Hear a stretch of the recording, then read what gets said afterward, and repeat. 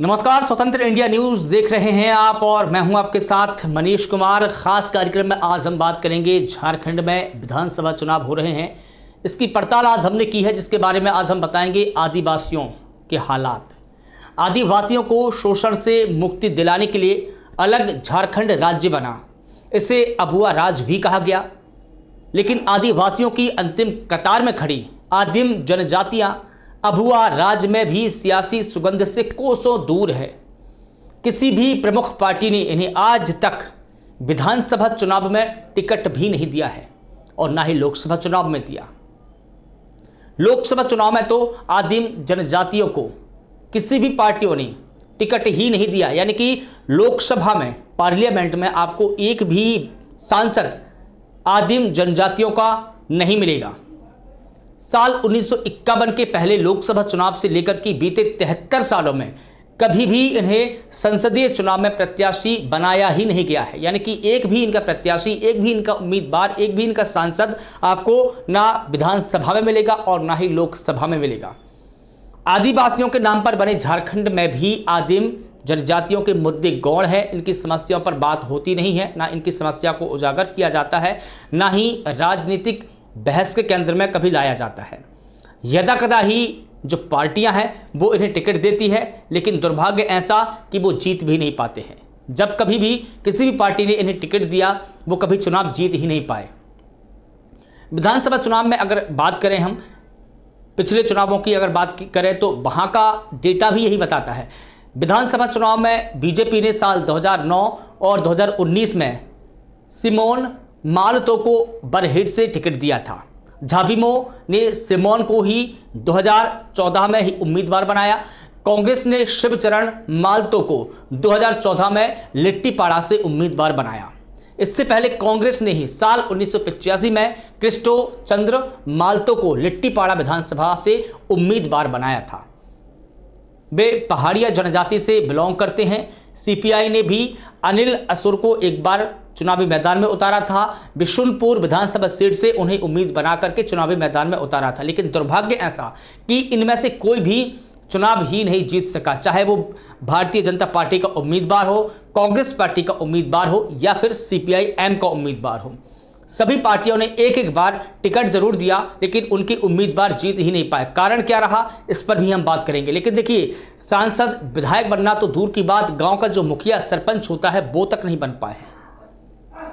चुनाव आते गए, चुनाव जाते रहे, सरकार आती गई, सरकार जाती गई, लेकिन एक भी पार्टी ने इनको ना टिकट दिया, ना सांसद बनने का सौभाग्य दिया। आदिम जनजातीय का जो व्यक्ति है, सांसद विधायक बनना तो दूर की बात है, दूर की कौड़ी हो चुकी है। मुखिया भी नहीं है। किसी भी गांव में आपको आदिम जनजाति का एक मुखिया तक नहीं मिलेगा। मुखिया का चुनाव भी आज तक ऐसा कोई उदाहरण नहीं है जिसमें को देखने को मिला हो कि कोई मुखिया का चुनाव जीता हो। ऐसा नहीं है कि समुदाय के लोग केवल चुनावी मंचों से ही गायब रहते हैं, बल्कि जिला स्तर की जो बैठक है उसमें भी देखने को नहीं मिलते हैं। कुल मिलाकर ये देखा जाए कि जितनी भी राजनीतिक गतिविधियां होती है, पॉलिटिकल जितने भी एक्सपर्ट होते हैं, उनमें ना तो इनके जो प्रतिनिधि है वो देखने को मिलते हैं, मतलब जो बैठकें होती है उनका स्तर भी नगण्य रहता है। ना जनजाति के लोग वहां जाते हैं, ना इनको बुलाया जाता है। सियासत नहीं दिखा पा रही है संवेदना, ये एक बड़ा इशू हो सकता है।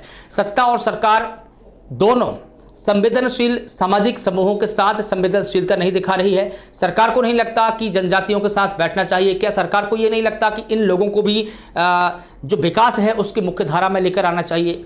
हिल असेंबली पहाड़िया महासभा के अध्यक्ष शिवचरण मालतो बताते हैं कि नेताओं को डर है कि अगर आदिम जनजाति के लोग और सशक्त हुए, एकजुट हुए या इकट्ठा हुए तो कहीं वैसी ही राजनीतिक पहचान न बनाने लगे जैसा कि बिहार में महादलितों ने बनाई है। और उन्होंने महादलितों ने दलितों से और अति पिछड़ों ने पिछड़े वर्ग से एक अलग पहचान बनाई है। इनको डर है, तमाम सियासी पार्टियों को, तमाम नेताओं को। विधानसभा चुनाव में पार्टियों ने 3 से 4 बार इसलिए टिकट दिया क्योंकि प्रतिद्वंदी की जीत बिल्कुल तय थी, इसलिए टिकट देकर कि एक अपनी जो जिम्मेदारी है उससे कहीं ना कहीं पल्ला झाड़ लिया और कहने को हो गया कि हमने टिकट दिया लेकिन उम्मीदवार नहीं जीता। क्या पार्टियों को नहीं चाहिए था कि उन उम्मीदवारों को चुनावी मैदान में उतारा जाए जो जीत सकते हैं? क्या पार्टियां चुनावी जीत के लिहाज से चुनावी मैदान में नहीं उतरती है?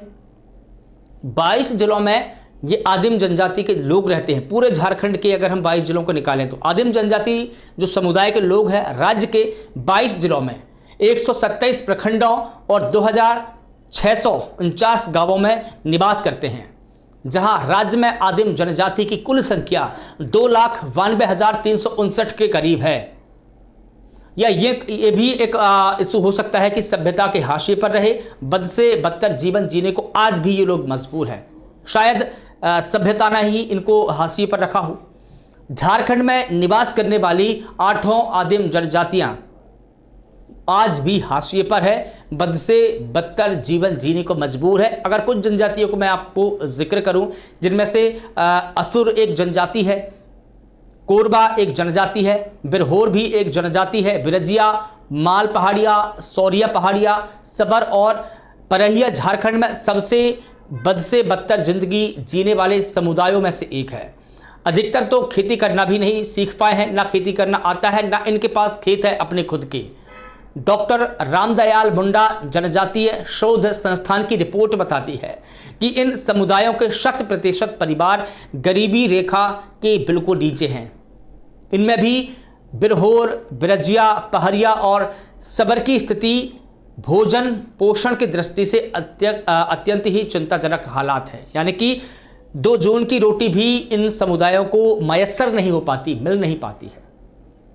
और इसका एक कारण यह भी है कि यहाँ के जो राजनीतिक लोग हैं, यहाँ के जो जनप्रतिनिधि हैं, उन्होंने ही कभी चिंता जाहिर नहीं की, उन्होंने ही कभी ये महसूस नहीं किया कि क्या इन जनजातियों को मुख्य धारा में लेकर आया जाना चाहिए या आना चाहिए, या इन लोगों को कभी अपनी बैठकों में बुलाया जाना चाहिए, विकास की मुख्य धारा से जोड़ना चाहिए, समाज की मुख्य धारा से जोड़ना चाहिए, और राजनीति के बहस के केंद्र में इनको कभी लाया जाना चाहिए। शायद यहाँ के जनप्रतिनिधि, यहाँ की सरकारों ने कभी ये महसूस ही नहीं किया, और यही कारण है कि आज भी ये लोग बद से बदतर जीवन जीने को मजबूर है। तो क्या केंद्र सरकार ने भी इन्हें छोड़ दिया है? जब राज्य के लिहाज से अगर इनको देखा जा रहा है कि अबुआ राज, यानी कि जब झारखंड का गठन हुआ तो इन लोगों को ये कहा गया कि अबुआ राज यानी कि हमारा राज्य बना है, यानी आदिवासियों का राज्य बना है।